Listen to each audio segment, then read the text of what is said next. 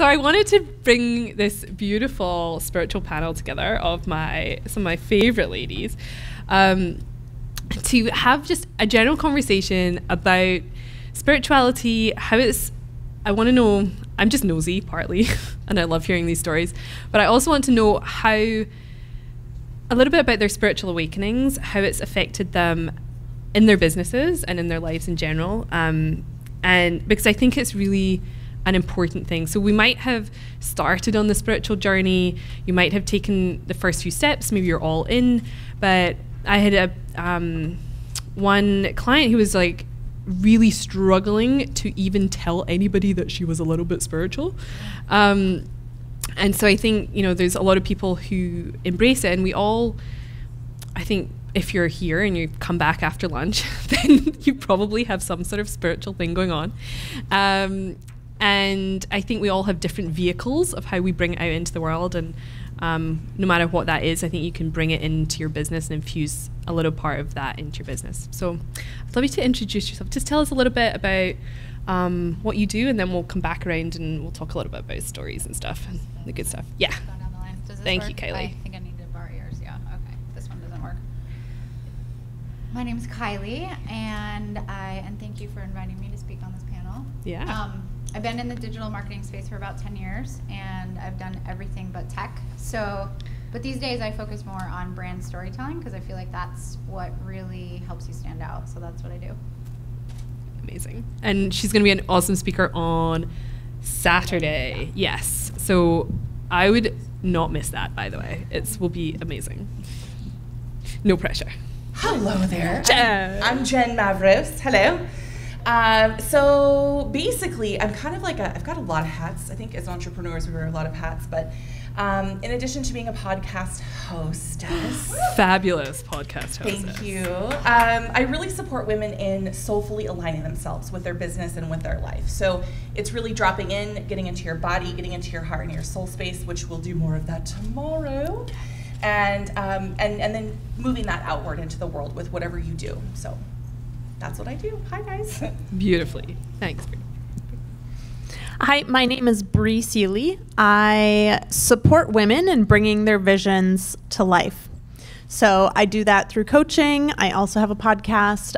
My book is coming out in 39 days. You will all hear more about that on Saturday. And yeah, I think that's generally awesome. It's going to be so great. My name's Andrea Shillington. My company is called Brands for the Heart, and we're going to be talking a little bit about what we're doing with Joanna later this afternoon. My clients call me a business soul architect, and that really has been an evolution for me. I started off my career working with Fortune 500s, working with them in branding, and then I started going down my own spiritual path and started to look at, well, how can I not bring these two things together? So now in my work, that's what I do. Beautiful. And I'm so excited to have you on stage next. Kylie, can you share, if you're up for it? Now, I've sort of asked you girls permission for this, because this stuff can be so personal and it can be so vulnerable to share some of these things, and whatever you choose. But what has been one of the biggest pivotal moments for you, or what was your the star of all this? The star of the show. Yeah. So there's been many. I taught myself how to meditate when I was 16, and wow. I ended up going to this Sufi retreat when I was in high school, and I just really dove in. But I think just in terms of speaking into business and how it's impacted business, a lot of my spiritual journey happened really young, and I used it as a spiritual bypass. I don't really want to be here. I don't know what these people are doing, so let me just meditate and stay over here, When I was in my early 20s, I got hit by a car off of a moped. And this woman walked up to me in a grocery store parking lot because I couldn't move my arm for 6 weeks. And she's like, "Oh, can I touch your arm?" And I'm like, "Okay." How'd you do? So she touches my arm, and then there's no more pain in my arm. This was the most pivotal moment of my life. And so I looked at her and I was like, "Well, who are you anyways?" Because I had been trying for a while to get the pain to leave, and it wasn't happening. And she said, "Oh, well, I'm doing a workshop this weekend, all nonchalant. You should come." And as it turned out, she was the head of the Sufi healing order for North and South America, the first woman to ever have that position. And And so I spent the weekend with her, and then she was like, oh, you should come to New Zealand with me. And I was like, okay.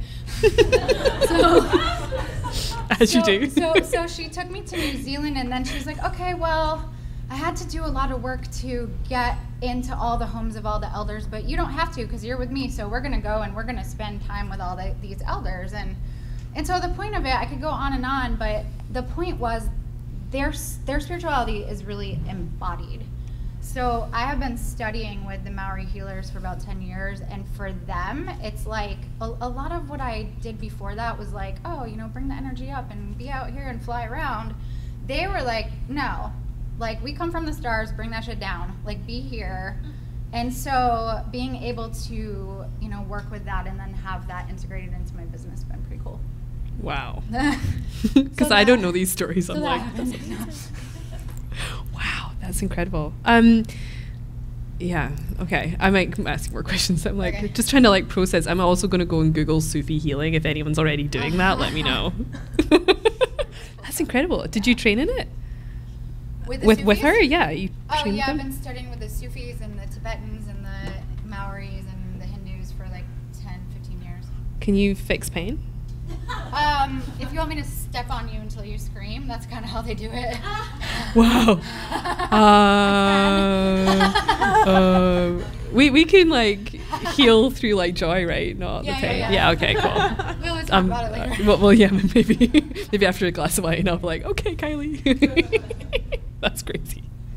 Jen, you want to share? So I guess that I had already begun my spiritual awakening, my spiritual path, and I was working corporate, like so many of us do, right? And it was at like surface level, it was cool. I mean, I live in Las Vegas, and I was a concierge at Caesar's Palace, so I got mad hookups, like all the restaurants I got to go to, all the shows. And some guys. So much. We won't go there. So really incredible things, and it was awesome. I actually really enjoyed the people that I worked with, but like I think a lot of you can probably relate, there's like that underbelly calling that starts to get louder and louder, and it got to the point where I was so out of alignment in what I was doing. Like if you think about it, right? You go to a casino.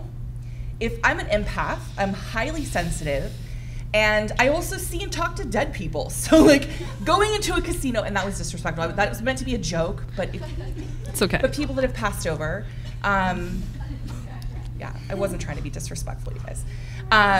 Being in casinos, I just got there.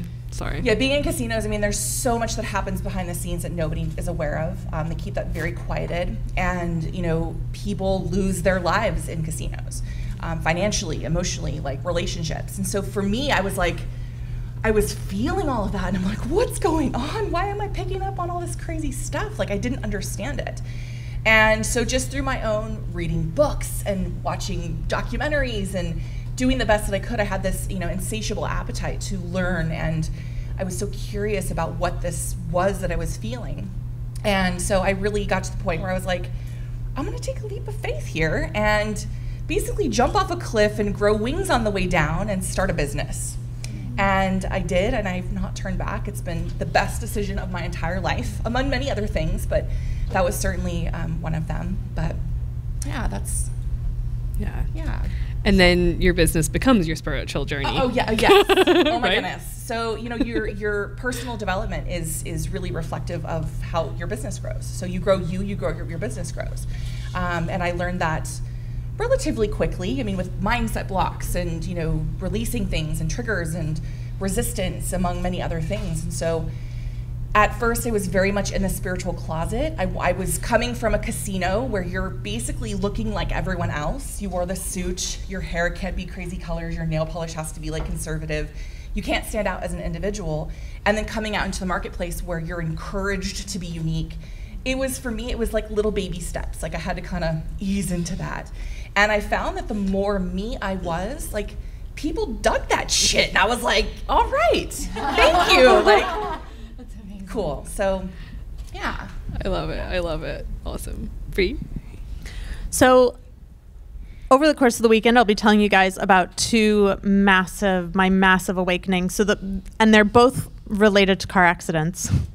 I was talking to someone earlier, and I was like, I didn't even realize until now, today, as I'm going through my stuff for Saturday, that apparently I learned really well through car accidents. And clear delete. I'm calling in new energy around that because I don't want to be learning through car accidents anymore. But the first car accident I was massively rear-ended in Washington State in 2000, I think 2007, maybe 2008.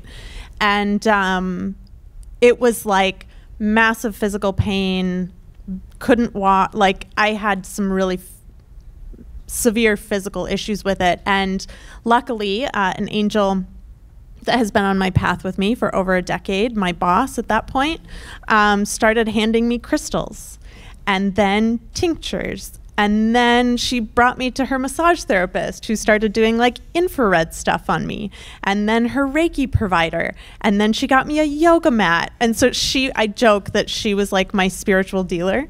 Like she like little by little, she just kept giving me like things to like drop me in here and drop me in there, and started taking me to this thing that a friend of ours started called Light Club, and meditating for the first time and all these things. And it absolutely changed my life. My clients now call me, I realized as Andrea was talking, Obi-Wan. For those of you that have seen Star Wars, it's funny. So don't explain it to the rest of us who don't do that. So there's a character in Star Wars that is the keeper of the Force that teaches people, and his name's Obi-Wan. And so she calls me Obi-Wan because...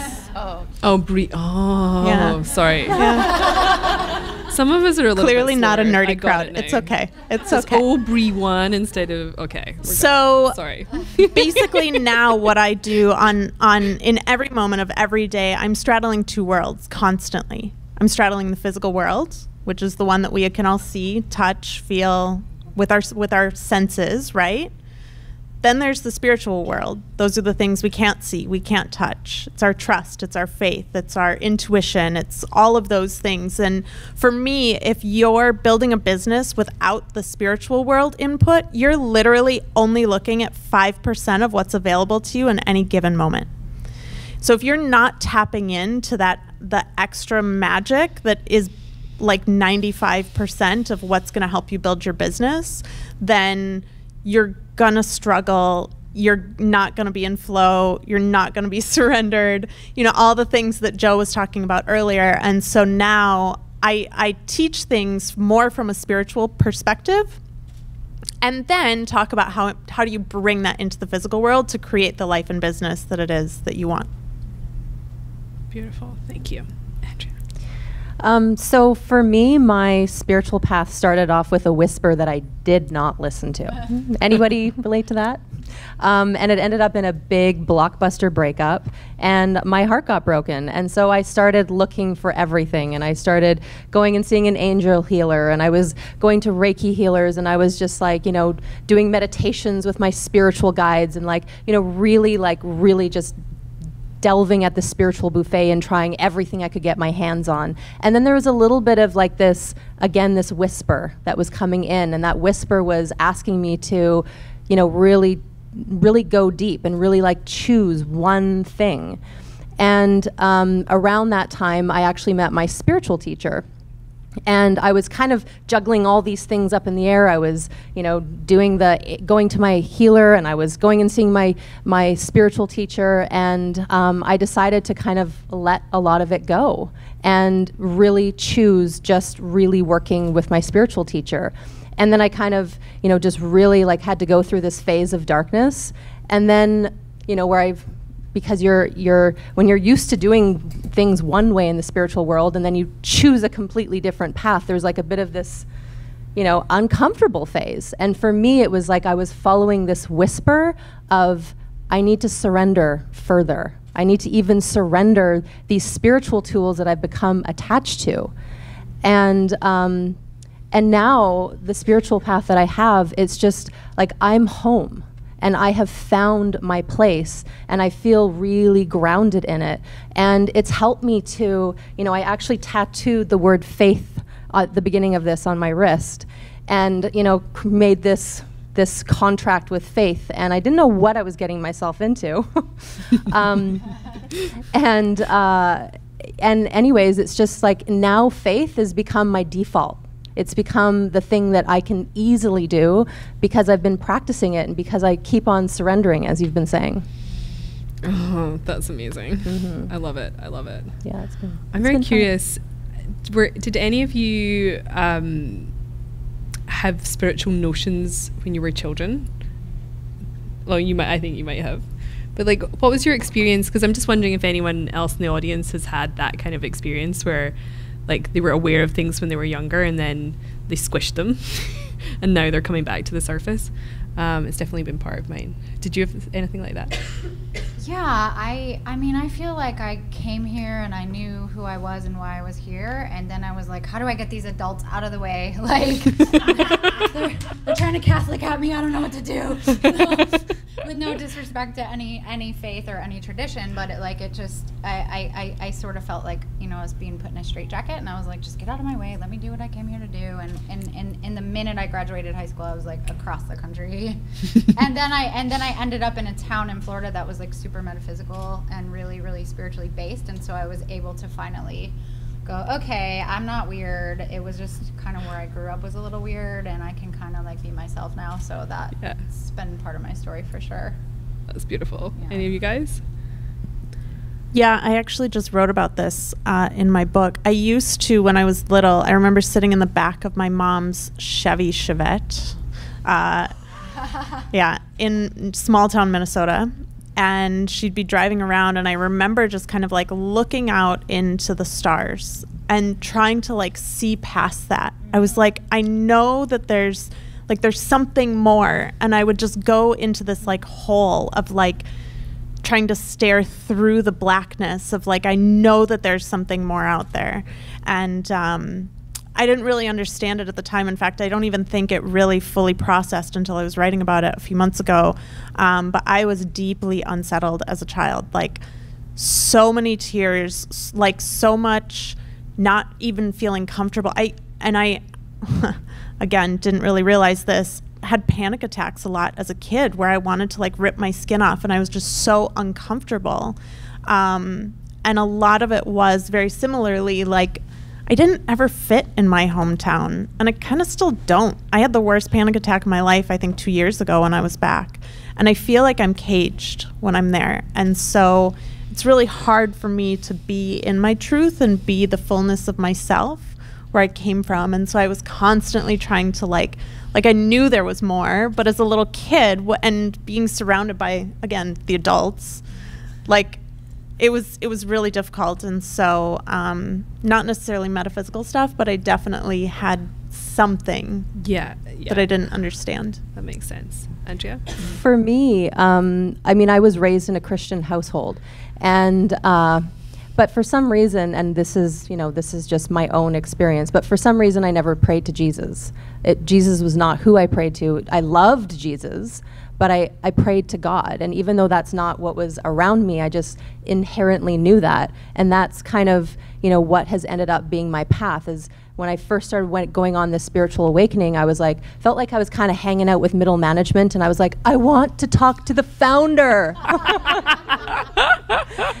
And so that was the person I wanted to talk. I was trying to talk to when I was a little girl, and that's who I really feel connected to now.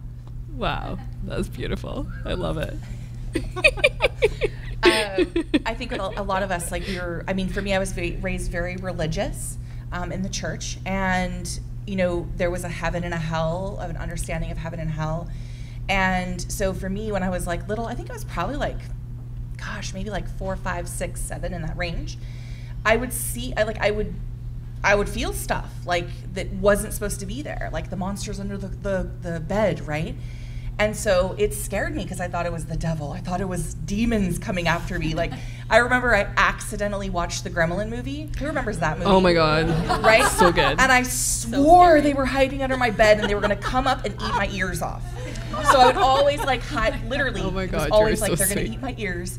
And so I always slept underneath the covers because I was so afraid. And so there was kind of it's a long story, but there was a space where I actually shut it off from fear. Mm-hmm. And so it's almost like your whole life you're unlearning the things that well-meaning adults and that media and culture teaches us.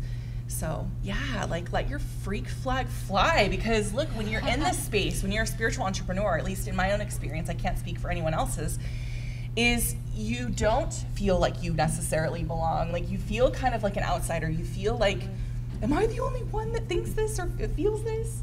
But you're not. You're totally not. That's why it's so important to come to events like this, because then you're able to connect and realize, oh gosh, I'm not alone. Like, yeah, so. Yeah, I love that. Thank you. Yeah, it all resonates so much. I'm not shocked you were seeing gremlins.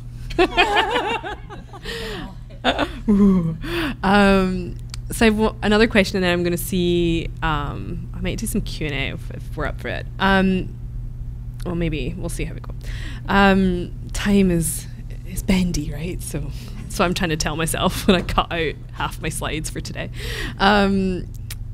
Have any of you, I'm going to guess this is probably yes, but within your business journey, because I think this, again, because Camila brought this up and I brought this up earlier, it's those people that, we start and then something happens or it gets hard or it gets difficult and then they might give up or quit or question what their path.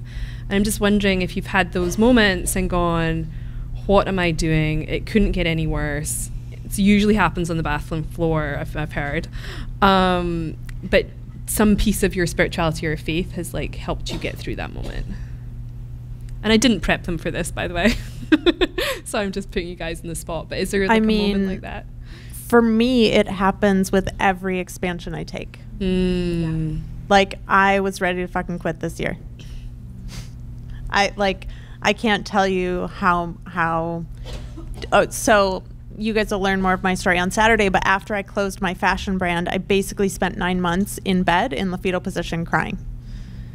And it was necessary in order for my next evolution of being a business owner.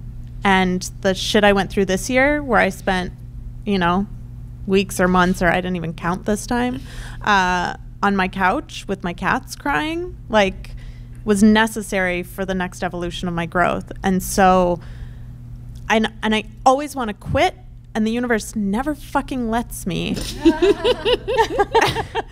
And I think that I know that all of it is that, like Joe said earlier, there is no plan B. Like, if I weren't doing what I'm doing, I would be useless. I wouldn't have a reason to be here. Yeah. And so I guess that's the thing that always brings me back is I've gone out and tried to get jobs before. No one will hire me. They keep telling me I'm too ambitious, and that I think the last time I tried to get a job was at the end of 2015, and they were like, yeah, you're too ambitious for us. Like, we can't keep up with you. And I'm like, can you just let me run the place then? Like, I'll do that. Just pay me money. But yeah, I'm never allowed to. And like Andrew was talking about before, the faith thing, we were comparing faith tattoos earlier, because I have one too. Mine's on my, but that's really the muscle that I've had to develop. And now that's everything about what I teach.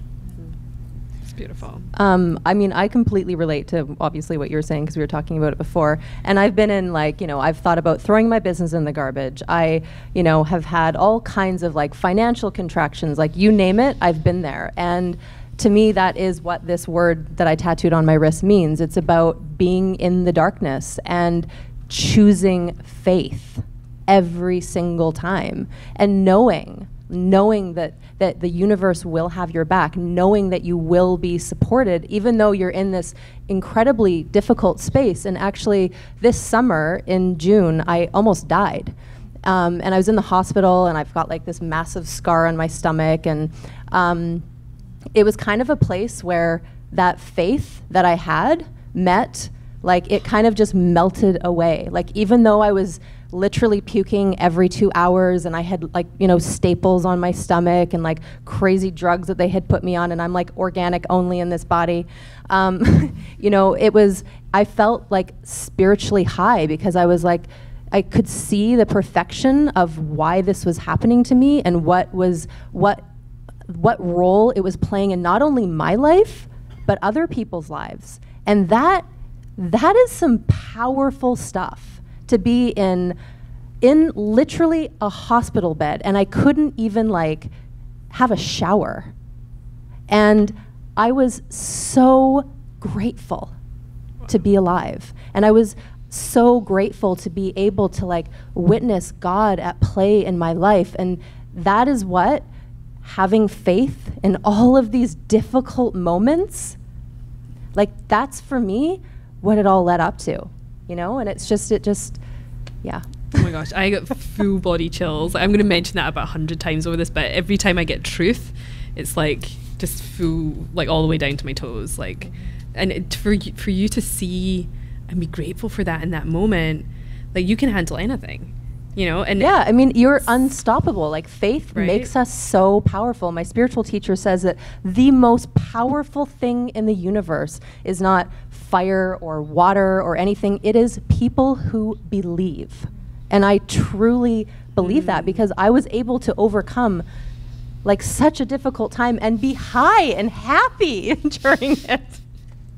Maybe you're just weird, but no. It was kind of weird. I mean, it was kind of weird. I'm like, how can I be so happy right now? This is really weird. All right. But I bet your recovery has happened 10 times faster because of that, right? Completely. Yeah, completely. Yeah. Beautiful. How about you guys? You had a moment, Jen? Can you give me the question? Oh, sorry. It was about like I'm like so present in their story. I know, it's so good.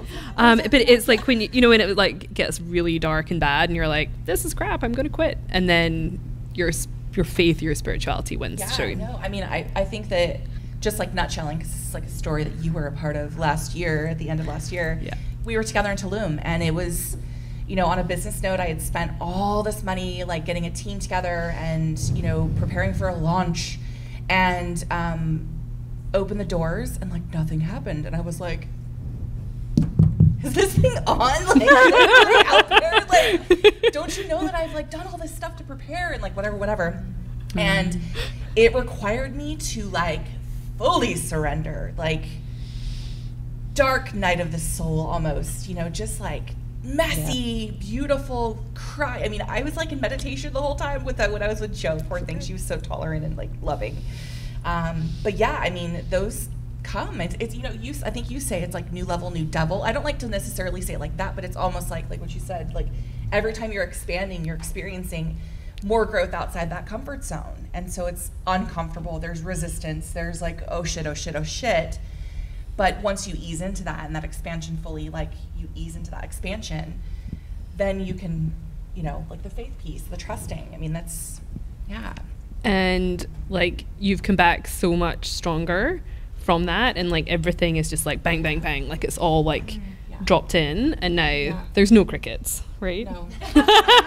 The crickets have gone. Yeah, I mean, it's amazing what you've created. Yeah, and just to like, I don't want to paint this like beautiful picture that it's like messy and then it's beautiful all like in a moment's time. Like there were months of me like having to really sink into, what am I doing? Like, what's going on right now? Like, what am I supposed to, why am I here? Yeah. Yeah, big questions, Kylie. I love that. So, I don't ever think about giving up, and I know that sounds kind of floofy and weird, but there's two reasons for that. And the first is that I am in the digital marketing space more than the coaching space, and 90% of the people in my space lie. And I feel like it's really important, because I've been in this space for so long. I've been part of so many companies and grown companies to $5 million a year, and I'm like, I know how to do this. And so I have to, because there's people out there that have spent 20 grand, 100 grand, and they are in pain because no one told them the truth. And so that's the first reason. And then the second reason is that I don't fucking know how to do anything else. Like there's nothing else for me to do. I don't know how to do anything but Facebook ads and copyright and everything like that. So I wouldn't know what to do except for maybe like work at Starbucks or something, and that would be a really big pay cut. So, but I will say, I could own it, and it would be a pay cut in this industry, you know, like it's not gonna work for me. So, but I will say this, like, because my business is so important to me, and because I sometimes have let other things go onto the back burner, all the stuff that I'm maybe ignoring or avoiding or letting go into the shadow, it will come up in my business through my clients, through my coaches, through the people I hire, and then that's when I have to lean into the faith, right? Because it's like, ooh, it's not that I don't want to do this. I don't want to do this with you, but we just signed a contract, or like there's this going on. And so that's when, you know, really leaning into spirituality and faith and going, okay, like this isn't even my business. Like you tell me what you want me to do. And then like the doors just fly open. So that's kind of my take on this question. Oh, yeah. Beautiful. And I think we're going to get into this a little bit more later, but I think that's the power of having such a strong why, right? Like, and that sometimes, you know, if the faith can't carry you through, maybe your why will. Yeah. So you can lean on that too. So it's really beautiful. I'd love to open up for some questions. Does anyone have any questions for these ladies? Oh, amazing. Michelle.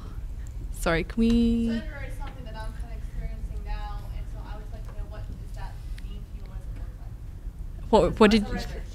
Oh, surrender. Like, oh yeah, because we talk about it all the time, but we don't really, like... What does it mean to you? What does it look like? It looks really, really messy. That's what it looks like. So yeah, that's such a good question, Michelle. Like, because we're like, oh, you just like surrender into it, and it's cool. So yeah, Andrew, like... For me, it's about like, I mean, for me, surrender happens from inside my heart. And it's like this thing that I just have to like completely empty out everything in there. And to me, it's kind of like I really like imagine myself in like the fetal position inside my heart towards God. And then I just wait. And usually for me, because like usually surrender comes in a time where like I'm triggered, or like something's going on and I'm just like, I'm trying and like something's not working, and that's like, I mean, surrender happens like, how many times a day do you guys surrender? Like 20, 50, 100 times? And if not, it's like but you know, sometimes it's really, really like strong. And then usually whenever I do that, it's just like the peace just comes right over me, and then like, I don't know, I kind of like get out of it and I'm still like, oh yeah, that was kind of sucked. And then all of a sudden, because you've surrendered, the universe, the flow that Joe keeps talking about, that starts to come back. The synchronicities start to come in because you surrendered. Beautiful. You going to say something, Bri? Yeah. When I was talking about being in the fetal position in my bed, like not in my heart, but physically my body in the fetal position crying for 9 months was I cry a lot when I'm in surrender. And for me, it's a physical release. It's a way to literally just let go. And then this year I had to take it to another level because I've needed a lot of surrender this year. And I started doing a meditation where I would imagine myself on the edge of a cliff, my back to the cliff, literally just letting go and free falling backwards. Wow. And I would do it again and again and again. I would spend an hour just free falling again and again and again, and just letting the universe catch me every single time, and just being like, I don't fucking know. I have no idea. My whole life fell apart this year, and I'm like, I don't know why. I know why now. But, you know, in the moment when it's happening, you're like, what the fuck is going on? And so that was for me my way of just energetically being like, okay, catch me. Oh my God, I love that. I'm going to use that. Yeah, me too. Yeah. I have a thing about heights, so that'll be fun.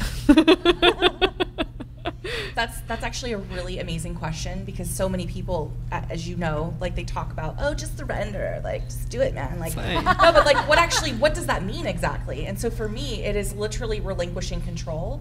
It is falling back into the arms of the universe, kind of like what you were talking about. And we now, I mean, I think that us, like in this room, I think we can all kind of agree we're kind of like you were talking about the bell curve, like how we're kind of on the forefront of like whatever. We're a part of this new paradigm, this new awakening of our new reality. And so for me, it's you know, or actually rather, in the past, we've been so shut off and tuned off to our emotions and really full body feeling things. And so our feelings and our emotions are there for a reason. They're our guides. They're coming to bring us beautiful lessons. And so feeling the feelings, feeling and honoring the emotions and acknowledging where you are in that moment, and knowing that it's okay not to know. It's okay not to have the answers. Because like we in the entrepreneur space, like we kind of want to have like structure and Excel spreadsheets, and like we want to have that masculine space in our businesses. But when it comes to having a spiritual business, there is a space where you don't know. You are living, and I'm so glad that Flo is being, you're talking about this, because you don't know sometimes, and it's okay not to know. And I know for me, my business is my spiritual journey realized, and so it's my soul's path. Like it's just what I'm here to do, at least for now in this moment, right? We're always evolving and changing, and it's important that we honor our feelings, that we honor where we are in that moment, and recognize that. And look, if you need to cry. If you feel anger, be angry. Obviously, don't take that out on anybody else, right? Or like poor little pets or whatever. But really just honoring where you are in that moment. And so that's what surrender is to me. So beautiful. I sometimes joke that I have cried 30, however many years of tears in the last 3, because I had suppressed so much of it. And it's all been coming up to be processed, and I'm like, oh, what's this? But now, when you have to go for like a hard massage, like if I don't get a really hard massage, I like think it's been a waste of time. So I like when it hurts. And when I get when I'm crying and I'm experiencing my emotions, I'm like, oh, I'm getting somewhere. This is good stuff. So I actually I love it when it comes up, because I know there's something good on the other side. So it's so important, but it's really uncomfortable if you're not used to it. Yeah, Kylie.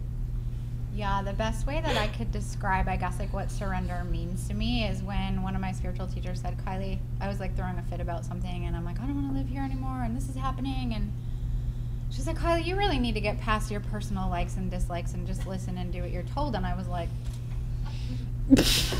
well, do you do that? Like, I know that she does, but and so for me, I mean, that's taken me into so many places. First of all, it requires listening, and I listen through synchronicities and through how my body feels and just everything else that that you ladies have shared.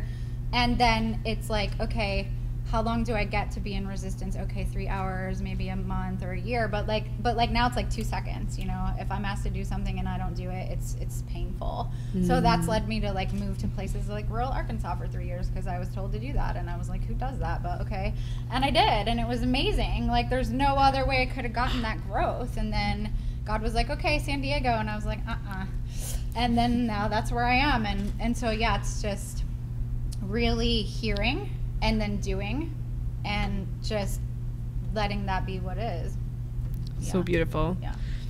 For me, it often happens like star on the grass. Like I'm literally on the grass, just lying there, like feeling held. I suppose a different way of feeling held, but mine being more grounded and not at the height. But I do that a lot. I just I lie and I just feel supported, and I remind myself how tiny I am. But all of my spiritual journeys and a lot of the especially the shamanic stuff, because it's so weird and woo-woo, I have to just allow, surrender into it.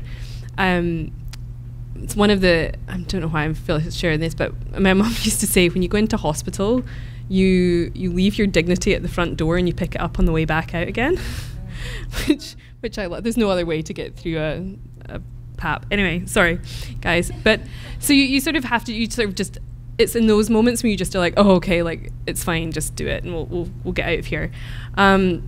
It's similar in all of those kind of things I go into when I go into like a healing circle or something like that. I have to just let go of my intentions or what I feel is going to happen. And when I've tried to push it, or I think I know what I need to get out of it, I get reminded that I have no idea. Right?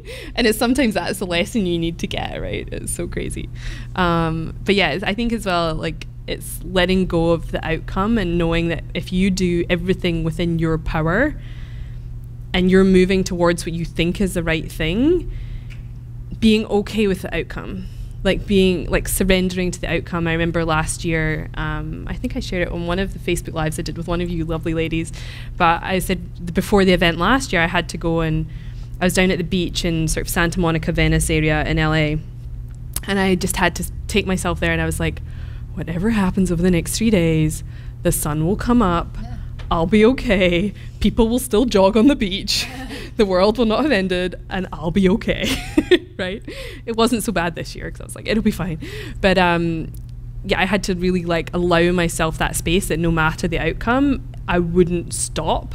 Like even if I embarrassed myself or it was terrible or whatever the thing was, I was like, I had to surrender to the outcome of, because I don't know who's going to walk in the door or not walk in the door, or who's going to have a breakthrough or not have a breakthrough. So for me, it was like, I have to just show up, do as much as I can, hold whatever space I can, and then just let that thing happen. Does that answer your question? Oh, yeah. Perfect. Amazing. Anyone else? Amazing. Myra in the back. What was Sorry. the most transformative thing you've invested in? Myself. Yes. Doesn't matter. Myself. Every time. Right now I'm invested in marketing for my book. I've been invested in coaches. It literally doesn't matter. If your intuition is telling you yes, it doesn't matter what it is. It's just a tool. It's just a road. It's just a facilitation. The destination and all of those things is you. It's great. Great answer. Anyone else got another take on it? Yeah. Oh, yeah. So ourselves, right? More specifically, like if I'm chunking that down a little bit, I would say without a shadow of doubt, it's I totally was like live events. Last year I made it a priority, not only like from a business perspective, if I've had my business hat on, but also as a personal like growth, spiritual enhancement tool. Is to, I mean, I went to 15 different live events around the world last year, and I can't tell you the like most incredible things happen. I met Joe. Like, hello. I mean, that's enough at like there, right? at like 4 or 5 of them. Yeah, and so just I really believe that business is also moving to community and connection and oneness and unity. And so being in a space with people who are perhaps more like-minded, they have a common interest, coming together in sisterhood is so important. And so, yeah, live events, dude. Go more. You're here and you're going to one like next week and you're on it, right? I love it. It was the right answer for that girl. Sorry. Totally. For me, sorry. I would say that the most powerful thing I've ever invested in was that moment of surrendering and choosing the one path for me, because it just, it really allowed me to find that truth within myself. And, it was a real commitment. And it's been a real ego annihilation as well. And it was not like the path that like my ego wanted me to go down, but I think that choosing that depth has really, really helped me in a big, big way. Oh, so good. Kylie? Yeah, for me, everything that you've said, and myself for sure. And I would say like people that have gotten 10 times the results that I've gotten in a specific area. Like if I want to throw an event, I'm intuitive, I know how to market an event, I can do it, but why not invest in somebody who's done 7 figures in revenue from an event and then not have to go through all the pain of making all the mistakes that they made? And so like investing in other people's wisdom has gotten me to a place where I never have to think about where my client's coming from, what am I gonna do? Like I don't live in that space, and I haven't for a very long time. And it's because I know what I don't know, and I find out who does know it, and I hire them. And that's been a really important part of my path. Ooh, so good, so good. One more quick question. Sam at the back. Sorry. Sorry. Whether it's Just yell. spiritual journey or just like your whole journey in general, what is one like, crucial, really important question that you've asked yourself along the way, or you find yourself always going back to? Okay, we talked about your why and stuff like that, but maybe more so like specifically you guys. It's a really good question. What is the universe seeking to express through me right now? Ooh. I ask that, constantly. Well, because I'm showing up in service. I've shifted from me. It's all about me. I've shifted from me to we. And so how can I serve? So beautiful. Maybe we'll finish with like if the question from each of you, and that will just tie it up in a big bow. For me, the thing that I always ask myself is, where is God in this? Ooh. Oh my gosh. Can somebody write these down for me? Bri? Mine was the same as Jen's. How can I be of service? Oh, beautiful. Yeah, mine is what else is possible. Oh, amazing, amazing, amazing. Thank you all so much. This has been amazing. We have a big round of applause for my spiritual panel. Beautiful.